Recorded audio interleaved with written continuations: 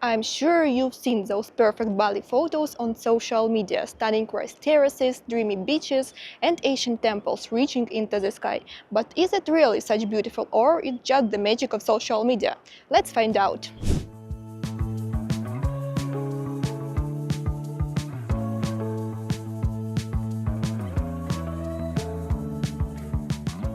We are just in the heart of the island near Ubud, and Bali is one of the most famous spots, Tegalalang rice terraces. The views here are really stunning. Just look at these green fields nestled among the hills. This place is also known for its traditional irrigation system called subak, which Balinese farmers use for over 1,000 years.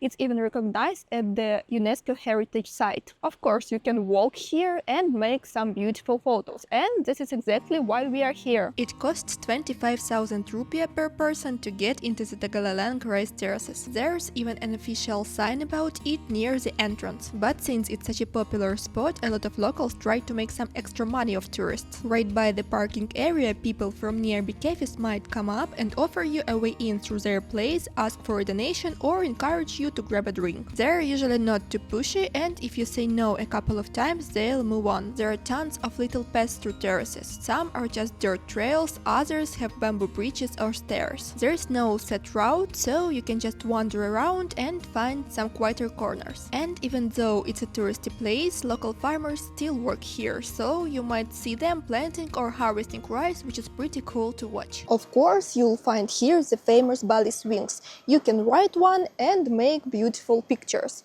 But let's be real, the most trendy photos are those in this bright long dress. And I see that here they also have this option. I don't know the price right now, unfortunately, but I'm also very surprised because I thought that here will be the huge queue for these photos, but here's nobody. I don't know, maybe it's not popular now, or maybe not everyone reach exactly this place because it's quite high and quite far from the entrance. Once you find the swings, it all starts with picking the dress. They're all pretty much the same style, just in different colors. Then the staff helps you to get seated, secures the safety harness, gives a quick rundown of safety rules, and even shows you the best spots for photos and videos. So even if your husband, who's been tasked with taking pics, isn't exactly a pro, don't worry, the staff will help with posing and framing the shots. You'll spend about 3-4 minutes on swing, which is more than enough. And here's what our photos ended up looking like. To be honest, I thought that these swings will be more like a scam, because firstly you will need to pay for swing rides and for the dress, then additionally for photos and videos, but no. I can say that it was a wonderful experience, and prices also were quite affordable. At all, I paid 150,000 for all, with dress, with photos, with ride. And people also were very kind and helpful. They helped me to wear the dress, to make photos, and with everything. So I think it's better to go far away if you want to make such photos, because here near the entrance the prices for the swing ride and for photos will be much more expensive. And you also can meet here big queues. For many people, Bali isn't just about rice terraces and jungles, it's all about the dreamy beaches. But it's not that simple. For example, that famous view you often see on social media labeled Bali is actually not on the main island, but on the neighboring one called Nusa Penida, which is still the part of Bali province. You can get there by speedboat in about an hour one way, so it makes more sense to spend a few days there to explore properly. We're skipping it this time, though instead let's see what Bali's main island has to offer when it comes to beaches and where you can snap those beautiful ocean photos. The majority of picture-perfect beaches are located in very south of Bali on the Bukit Peninsula. For example, now we are on the one of my favorite beaches called Melasti, and exactly here you can find this clear blue water, soft white sand, and beautiful cliff views. One important thing to keep in mind before coming here is to check the tide chart.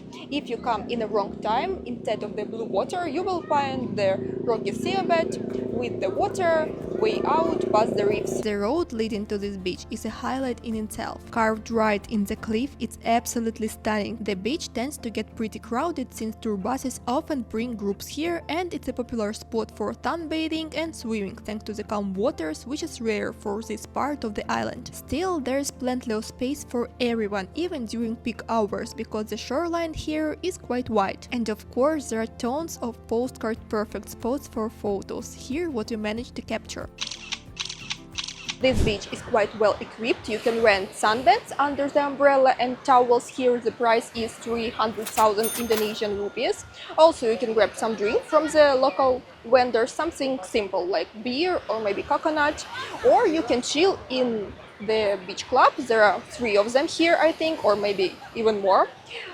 It is much more expensive, but also more comfortable. To be honest, mixing beach time with exploring the island isn't super easy on Bali because the most beautiful and swimmable beaches are located in the south. There are also some cool black sand beaches in the north and the east, but they're pretty far from the main sites. We're actually heading to one of those inland spots now. It's one of the most photogenic places on the island and super popular on social media. Getting there from our last beach stop takes about 2.5 hours by motorbike.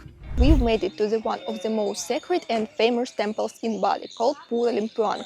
It's located in the eastern part of the island in the mountains. Exactly here you can find the famous gates of heaven with breathtaking view on the biggest volcano on Bali, Mount Agung. Due to the temple's high location, the weather here can be cloudy and the volcano can be completely hidden.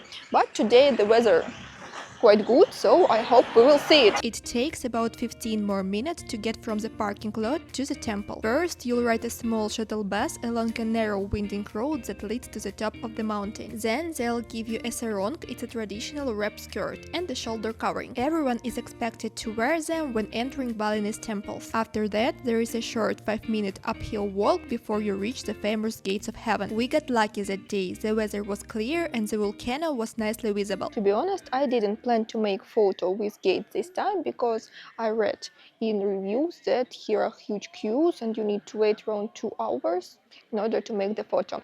And moreover, I already have such photo which I made around 6 years ago. When we first visited back in 2019, there were way fewer people trying to get that iconic photo. But the line worked on a first come, first served basis, so rain or shine, you had to wait your turn. These days it's a bit more organized. While you wait, you can wander around, explore different parts of the temple and take photos at other beautiful spots, like this authentic white staircase with dragon carvings. Balinese locals have become quite entrepreneurial, offering photo assistance to tourists for a small additional cost. But do you know what is the most interesting thing about this place?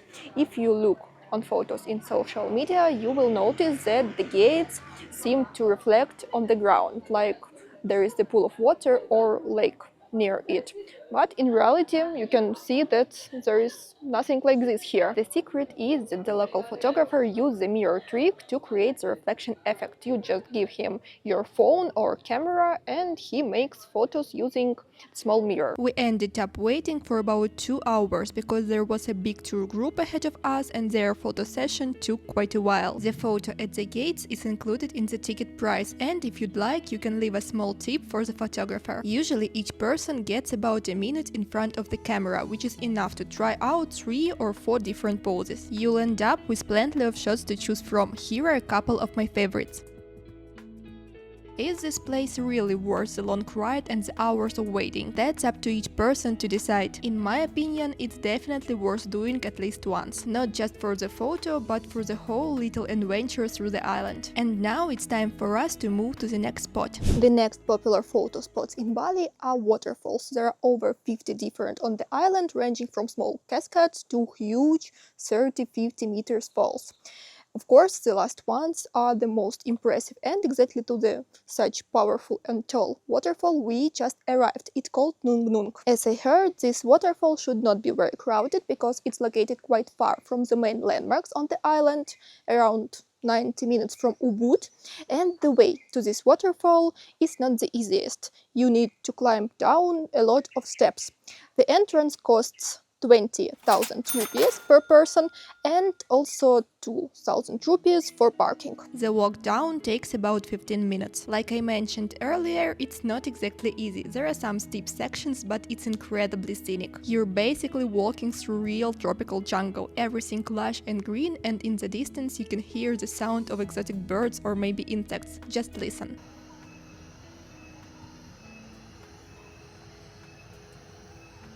Still, the trail is surprisingly well maintained, with stairs, railings, little bridges and places to rest along the way. And after this little hike, you finally get to see the waterfall. First a small one, but just around the corner, this stunning view opens up. The waterfall is really unreal. It's so massive and I'm even not sure that the camera can capture how huge it is.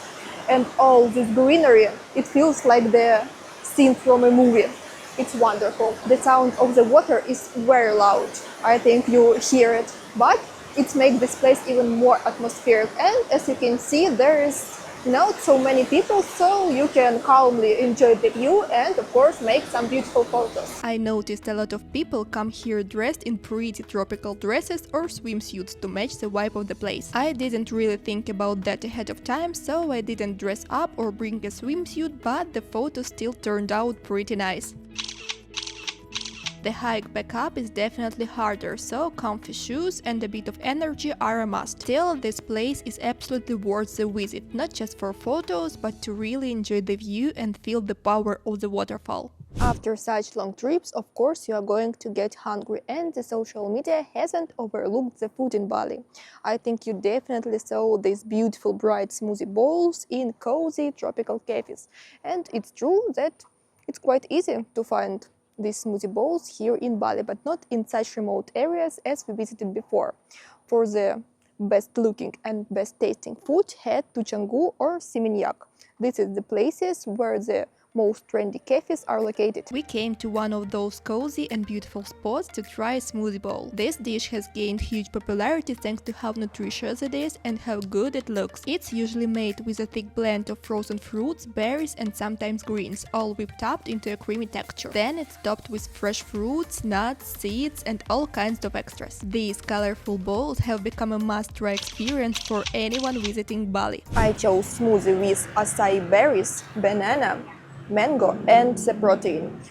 It looks very tasty, however I don't see the smoothie itself, I don't know which color it has, but the toppings looks wonderful. It is, I think, the goji berries. I have never tried it, to be honest, so very interesting. And the fruits and also the coconut flakes.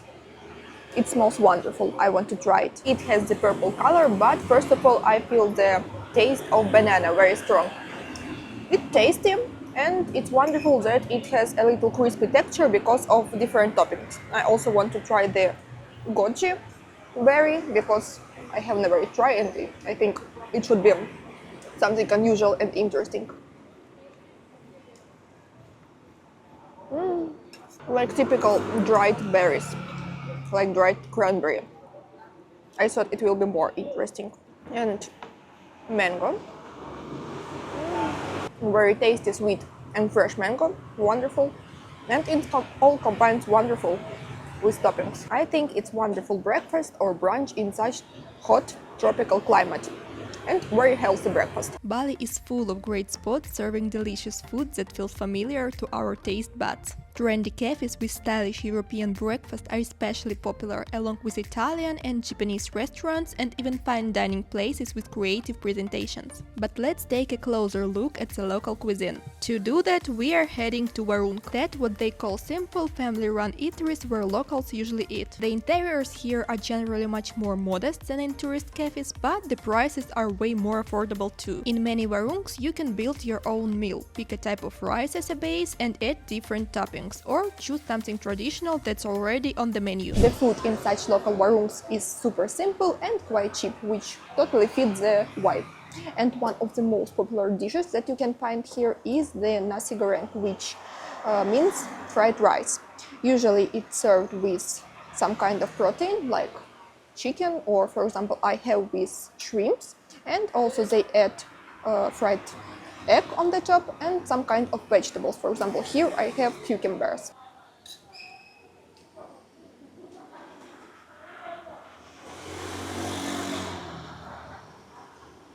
It's pretty tasty, a little fatty, not spicy at all, but definitely flavorful. Especially I feel the strong taste of garlic. To be honest, I won't eat this dish every day, but I think it's worth to try, at least like interesting experience, and in order to feel the real atmosphere of local Balinese warungs and not just trendy modern cafes. In this video, I've only included a couple of the most picturesque spots on the island, but there are many more incredible photogenic locations here, both natural and man-made. So, in my opinion, social media doesn't lie. Bali really is just as beautiful in real life as it looks in the pictures. What do you think? Let me know if you've been here, whether you like it or not. And now I'm off to work on the next video. Bye bye!